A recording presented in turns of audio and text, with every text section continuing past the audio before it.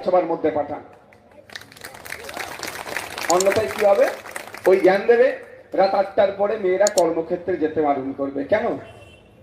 একদিকে বলছে রাত 8টার পরে মেয়েরা কর্মক্ষেত্রে না যায়, আর উল্টো দিকে বামপন্থী আইএসএফরা বলছে মেয়েরা 8টা 10টা 12টা 1টা 2টো 3টে 4টে নয়, নির্বিঘ্নে নির্দ্বিধায় তার কর্মক্ষেত্রে যাবে, নির্বিঘ্নে নির্দ্বিধায় বাড়ি আসবে, সমস্ত নিরাপত্তা আমরা সেই মহিলাদেরকে দেব।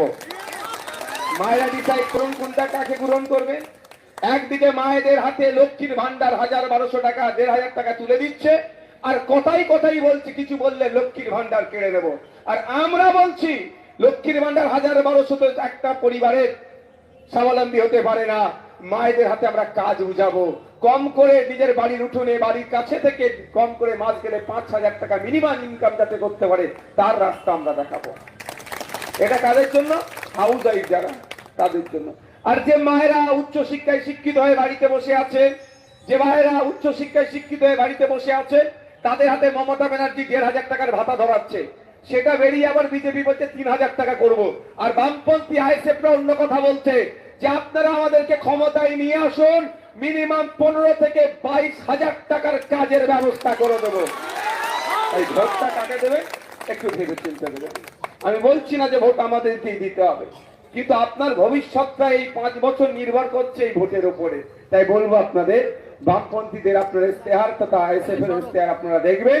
ওখানে আমরা বলেছি কি যে আপনারা আমাদেরকে ক্ষমতার মসনদে নিয়ে আসলে ওয়ান ফ্যামিলি ওয়ান জবের ব্যবস্থা করব এখানে, অর্থাৎ পরিবার পিছু একজনের আমরা স্থায়ী চাকরির ব্যবস্থা করে দেবো।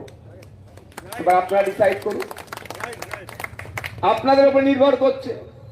গণতন্ত্রের সব থেকে পাওয়ারফুল অস্ত্র আপনাদের হাতে আছে আর্টিকেল 326, ভোট দানের স্বাধীনতা বা ভোট দেওয়ার রাইট। এটা আপনাকে ঠিক জায়গায় এক্সারসাইজ করতে হবে। এখানে অনেক মায়েরা বসে আছেন, আমার ভালো লাগছে এটাই যে লক্ষ্মীর ভান্ডার দিয়ে আমার মায়েদেরকে আটকে রাখতে এরা পারেনি।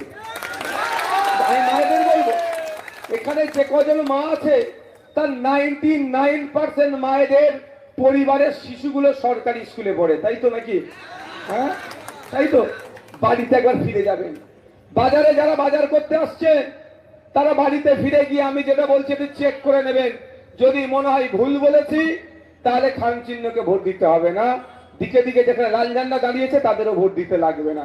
বাড়িতে আজকে ফিরে যাবেন, যারা ছেলে মেয়েরা সরকারি স্কুলে পড়াশোনা করছে, ক্লাস 5 থেকে 6 উঠেছে, ক্লাস 3 থেকে 4 উঠেছে, 3 ছেলে 4 উঠেছে, তার হাতে ক্লাস 3 অঙ্কের বইটা, পেনটা, খাতাটা ধরিয়ে দিন, দিয়ে বলুন যে ক্লাস 3 অনুশীলন 1-এর অঙ্কটা করতে।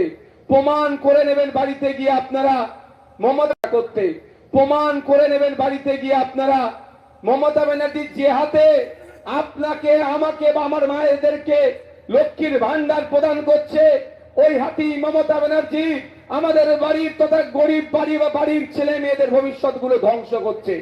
একবার পেন খাতাটা তুলে দিয়ে বলুন যে ক্লাস 3-4 বাচ্চা যে আছে এখন 3 অঙ্কের বইটা দিয়ে পেন খাতাটা দিয়ে অনুশীলন 1-এর অঙ্কটা করতে বলুন। আমি চ্যালেঞ্জ করে যাচ্ছি 90 জন ফেল করবে। কারা ফেল করবে? ডে লেবার, তার বাড়ির ছেলে মেয়েরা।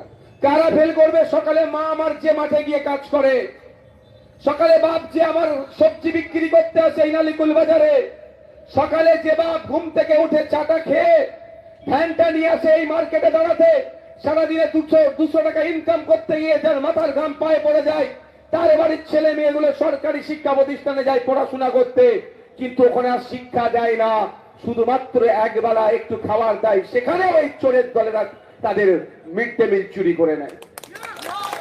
তাহলে মায়েরা বলুন, আপনার হাতে 1000-1200 টাকা ধরাচ্ছে আর আপনার ছেলের ভবিষ্যৎটা এই মমতা ব্যানার্জি ধ্বংস করছে। একটা টিচার, দুটো টিচার যে তালা খুলছে, সেই ঘন্টা বাজাচ্ছে, সেই প্রেজেন্ট করছে, সেই মিড ডে মিলের হিসাব করছে, সে কখন আপনার ছেলেটাকে পড়াবে ভাই? কি হচ্ছে? ধ্বংস। আপনার ছেলেটাকে পড়াবে ভাই? কি হচ্ছে? ধ্বংস। কার ছেলে ধ্বংস হচ্ছে ভালো করে বুঝবেন। শুভেন্দু বাবু এটা নিয়ে আওয়াজ তুলবে না, কারণ শুভেন্দু বাবু ভালো করে জানে নেতার ছেলে ধ্বংস হচ্ছে না, ভোটারের ছেলে হচ্ছে ধ্বংস। মমতা ব্যানার্জি, শুভেন্দু বাবু আওয়াজ তুলবে না, আওয়াজ আমাদেরকে তুলতে হবে। আমরা শ্রমজীবী মানুষের কত জন্য লড়াই করছি, শ্রমজীবী মানুষের জন্য ভাবছি আমরা। কার ছেলে ধ্বংস হচ্ছে? দিন আনে দিন খায় যারা, দিনে 300 টাকা ইনকাম করতে গিয়ে যাদের অনেক কষ্ট হয়ে যায় তাদের ছেলেগুলো। কারণটা কি? মমতা ব্যানার্জির ভাইপো তার ছেলে নেতা হবে, আর আপনার আমার ছেলেগুলো ওদের হয়ে লাঠিয়াল বাহিনী হয়ে রাখার জন্য এখন শিক্ষা ব্যবস্থাকে ধ্বংস করে দিচ্ছে। আর আমরা বলছি আমাদেরকে যদি ক্ষমতায় নিয়ে আসেন, প্রাইভেট স্কুলগুলোর ঝাপ বন্ধ হতে শুরু করবে, সরকারি স্কুলের রমরমারে চমকাতে শুরু করবে। আপনি বলুন, মায়েরা যারা এখানে আছে পারবেন? আপনার দুটো সন্তান আছে, বাপেরা যারা এখানে উপস্থিত আছেন, মাইকের আওয়াজ যাচ্ছে, দুটো ছেলেকে প্রাইভেট স্কুলে 2,500 5,000 টাকা মাসে খরচ করে পড়াবা, সেই সামর্থ্য আছে? এখানে খরচ করে পড়াবা সেই সামর্থ্য আছে? এখানে বেশি কৃষক সমাজের মনে হয় মানুষ আছে, কৃষিকাজের সাথে যুক্ত কৃষক। পশ্চিম বাংলার কৃষকরা মাসিক গড় আয় করে বিলো 8,000 8,000 টাকার নিচে ইনকাম করে, 8,000 টাকা নিচে ইনকাম করে 5,000 টাকা যদি ছেলে মেয়ের পেছনেই খরচ করে দেন পড়াশোনা করাতে, খাবেন কি? অসুস্থ হলে মেডিসিন কোথায় বা সঞ্চয় করে রাখবেন কোথায়?